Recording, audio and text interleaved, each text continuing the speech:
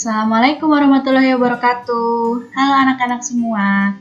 Hari ini kita akan belajar tema 1, subtema 2, pembelajaran keempat. Bagaimana? Sudah siap ya untuk belajar hari ini? Kalau sudah siap, kita mulai ya belajarnya. Nah, tahukah kalian penampakan alam di Indonesia itu tuh merupakan salah satu yang terlengkap di dunia? Di Indonesia itu punya laut, punya pantai, dataran rendah, lembah subur, sungai, danau, bukit, pegunungan, hingga gunung dapat ditemukan di Indonesia. Nah, bentang alam di Indonesia yang sangat bervariasi itu berbeda-beda di tiap wilayahnya. Jadi, masing-masing wilayah itu punya karakteristik yang berbeda-beda. Sekarang yuk kita kenali Indonesia lebih dekat. Kita mulai dari Pulau Sumatera. Nah, di sini dari Pulau Sumatera ada apa saja ya? Ada Gunung Leser. Kemudian ada Gunung Kerinci. Ada Lembah Harau. Kemudian sungainya ada Sungai Musi, ada Sungai Batanghari, ada Sungai Asahan, dan ada Pantai Tanjung Tinggi. Nah, yang Ibu sebutkan tadi ini baru beberapa, sebenarnya masih banyak lagi yang lain yang ada di Pulau Sumatera. Ini beberapa contohnya. Kemudian di Pulau Jawa. Nah, beberapa bentang alam yang ada di Pulau Jawa. Ada Gunung Slamet, ada Gunung Merapi, ada Gunung Semeru, kemudian ada Lembah Panyawean, ada Pantai Pangandaran, ada Sungai Bengawan Solo, dan ada Sungai Citarum. Dan masih banyak lagi yang lainnya. Kemudian di Pulau Kalimantan, beberapa bentang alamnya diantaranya ada Gunung Bukit Raya, Bukit Kelam, kemudian Pantai Derawan, Sungai Kapuas, dan di Kalimantan ini hampir sebagian besar wilayahnya itu merupakan hutan hujan tropis. Jadi banyak sekali hutan yang luas di Pulau Kalimantan. Selanjutnya, Pulau Sulawesi. Di Pulau Sulawesi, bentang alamnya salah satunya ada Gunung Lantimojong, ada Gunung Lokon, sungainya ada Sungai Malili, kemudian Sungai Poso, ada Pantai Losari, dan ada Lembah Rama, dan masih banyak lagi yang lainnya. Bentang alam yang ada di Pulau Bali dan Nusa Tenggara. Ada Gunung Agung, ada Gunung Batur, Gunung Rinjani. Nah, Gunung Agung sama Gunung Batur ini adanya di Bali. Gunung Rinjani ini adanya di Nusa Tenggara. Ada Pantai Lombok, Pantai Nusa Penida, dan ada Sungai Badung. Pantai Lombok adanya di Nusa Tenggara. Pantai Nusa Penida di Bali, Sungai Badung ada di Bali. Yang selanjutnya Pulau Papua. Nah, di Pulau Papua ada Pantai Raja Ampat. Ini terkenal ya. Kemudian ada Lembah Baliem.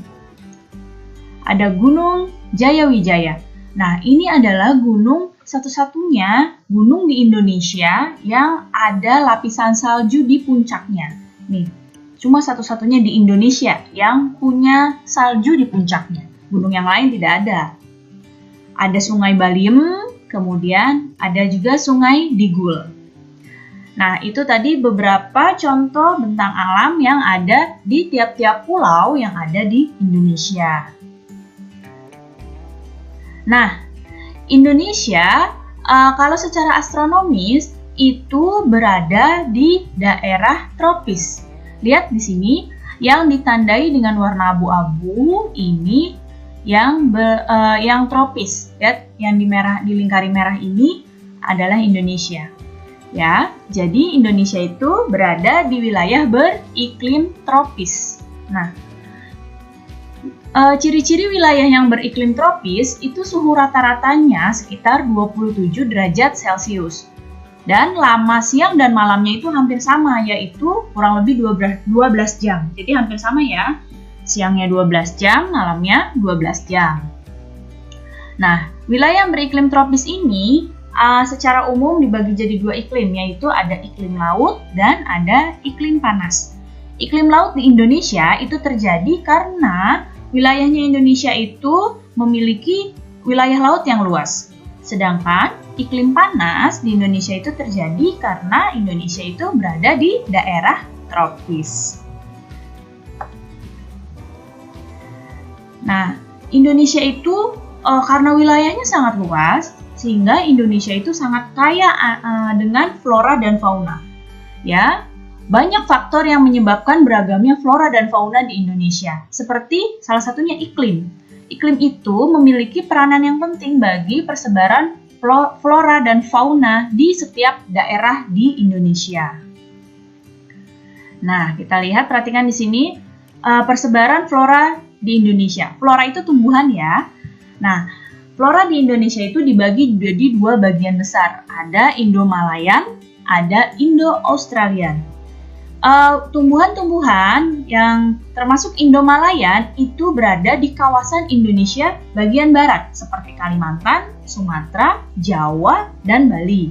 Ya, itu yang Indo-Malayan. Jadi yang Indo-Malayan ini tumbuhan-tumbuhan yang berada di sebelah baratnya Indonesia, yaitu Kalimantan, Sumatera, Jawa, dan Bali.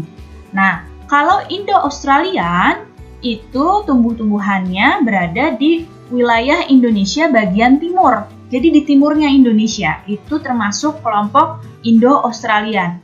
Daerah-daerahnya seperti Sulawesi, Maluku, Nusa Tenggara, dan Papua.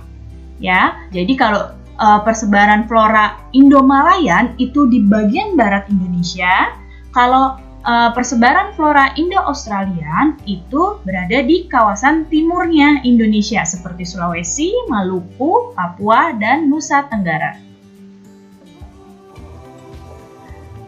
Sekarang kelompok fauna di Indonesia. Tadi kalau flora itu tumbuhan, kalau fauna itu adalah hewan. Nah, di Indonesia itu hewan-hewan itu terbagi jadi 3 kelompok besar dalam pembagian wilayahnya. Di sini ada fauna Indonesia bagian barat. Ini disebut dengan tipe Asiatis. Ada fauna Indonesia bagian tengah. Ini disebut dengan tipe Peralihan. Dan ada fauna Indonesia di bagian timur. Itu tipe Australis. Nah, perhatikan petanya di sini. Nah, coba kalau ada peta begini nih, peta persebaran fauna di Indonesia. Ini masuknya peta umum apa peta khusus ya? Ayo, pertemuan kemarin sudah kita pelajari nih. Betul, ini masuknya peta khusus. Nah, ini adalah peta yang menggambarkan persebaran fauna di Indonesia. Bisa kamu lihat di sini. Tadi tipe Asiatis. Tipe Asiatis ini ada di baratnya Indonesia. Ya, di wilayah Kalimantan, Bali, Jawa, dan Sumatera itu tipe Asiatis. Nah, di sini tipe Asiatis ini ada harimau, contoh hewannya ya. Ada orang utan. Orang utan ini ada di Sumatera dan ada di Kalimantan. Harimau ini ada di Sumatera. Kemudian ada badak. Badak ini ada di Jawa ya. Kemudian ada juga gajah. Gajah ini banyaknya di Sumatera. Nah, ada tipe Peralihan. Ini wilayahnya Sulawesi dan Nusa Tenggara. Ini fauna-fauna tipe Peralihan. Contohnya ada anoa. Anoa itu asli dari Sulawesi. Kemudian komodo. Nah, di komodo ada di Nusa Tenggara. Di sini komodo. Nah, di komodo ini kemudian ada babi rusa. Komodo ini merupakan hewan endemik, jadi hewan yang cuma ada di Pulau Komodo.